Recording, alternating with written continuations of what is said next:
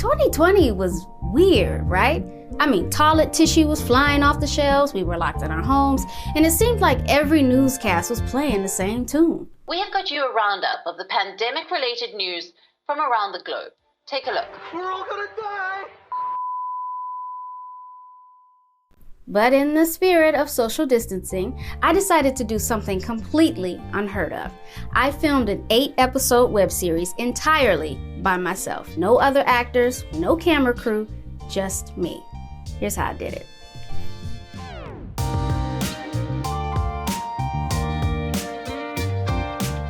I found myself needing to overcome 5 different obstacles, but the first one being, how do I make this thing unique? Now, I'm gonna say this, and don't fight me, because I know how you girls like to tussle, but natural hair care videos are boring. Yeah, I said it, but what that also means is, so were mine. Which is why I wanted to step out of my comfort zone and do something completely different and unique. Now, I took as many tips and tricks as I could from these 2 books, and I'd like to think that my first series came out all right. I'm pretty proud of it. Needless to say, obstacle number 1, done. Although, this obstacle was the least of my worries. Now, since we were in the middle of a panorama, I wasn't exactly comfortable having an entire crew inside my house. So, naturally, I had to figure out how to do everything by myself. My first step was finding the perfect camera for the occasion, although I just ended up making things 10 times harder on myself.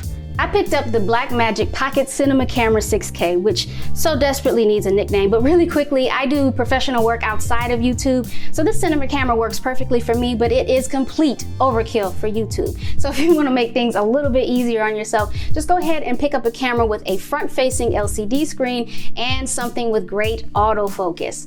Mine has neither. So how did I find a workaround for this? Let's move on to obstacle number 2.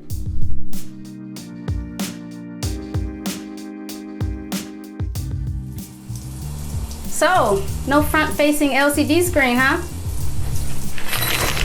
So, how am I supposed to know what I'm shooting while I'm in front of the camera? It's actually pretty simple. I just use an external monitor. Let me show you what I'm talking about. Yes, I was fully dressed in the shower, shut up. I use the Feel World Field monitor that requires just 1 battery and an HDMI cord. After that, it is good to go. The external monitor allows me to be able to see exactly what's in frame while I'm in front of the camera. And if you are interested in any of the equipment I use in this video, I will have everything listed down in the description. So without further ado, let's move on to obstacle number 3.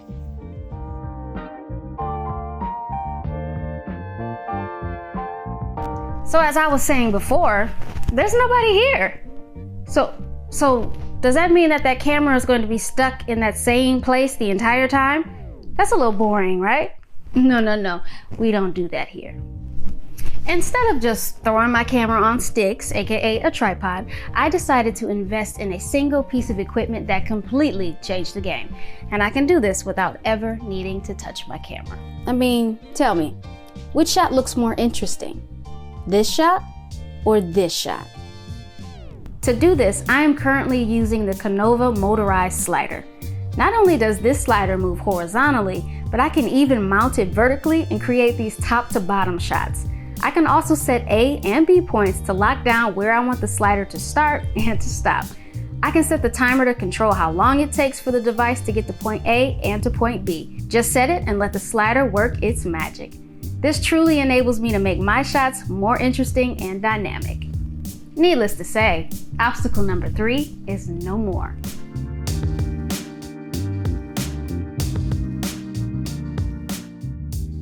Obstacle number 4 is comprised of 2 of the most overlooked aspects when creating a YouTube video.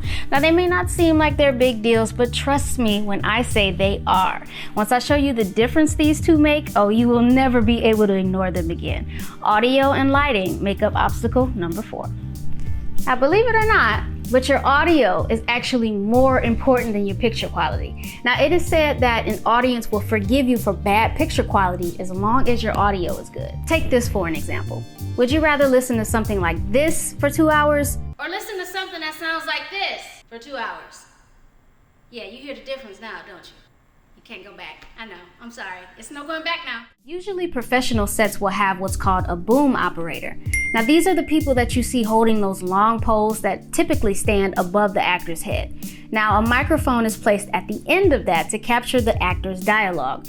But as we said, I'm in this alone. So what's the secret? I use what's called a lavalier mic, specifically the D80 V-Lav microphone. Now I usually have it hidden like right here in my shirt so you can't see it, but it's facing my mouth so my voice sounds present and full. Now if you use this technique, just be sure to stick either skin tape between your skin and your shirt to avoid hearing rustling sounds as you move. Rustling sounds as you move.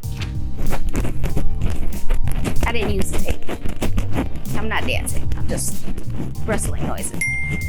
I just run it into my iPhone and use this free voice recorder app as a recorder. Then I could just email the audio files to myself, sync it up in my editing program, and boom, I've got pretty decent audio. And just for the record, the irony of the fact that my audio is not the best is not lost on me. I have realized in the middle of the shoot that I need to upgrade my audio. It's kind of dying out on me, but oops.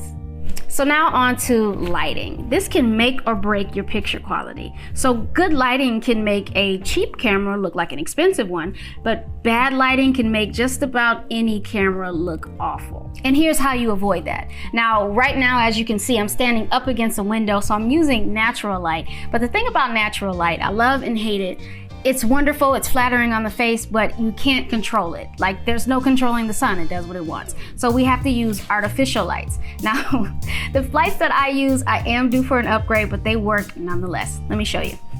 I use these hexagonal lights that are actually designed for photography, but I made them work for film. I've also added what's called a honeycomb grid, even though it doesn't quite fit, but again, I've made it work. This allows me to better direct the light, creating contrast on my face instead of a flatter look.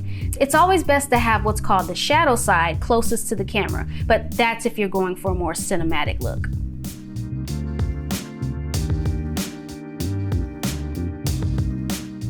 Now, as I'm sure all of you know, it is pivotal that you remain in focus during your videos.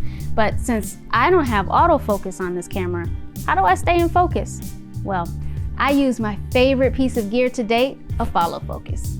I use the Tilta Nano follow focus to remotely control my camera's focus while simultaneously being in front of the camera. What?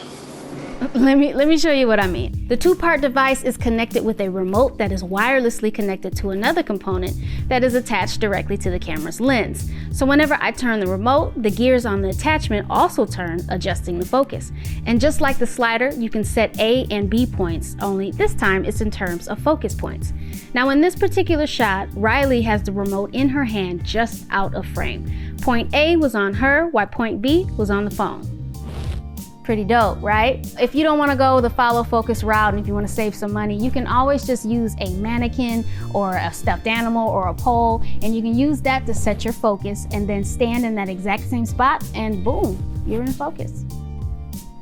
So comment down below and let me know which one of these products was your favorite. And if you haven't already seen my series, go ahead and check out season 1. You will have a whole new experience now that you know all of my secrets. So just know season 2 is on its way as well. So as always, thank you so much for watching. Stay inspired, stay empowered, and stay beautiful.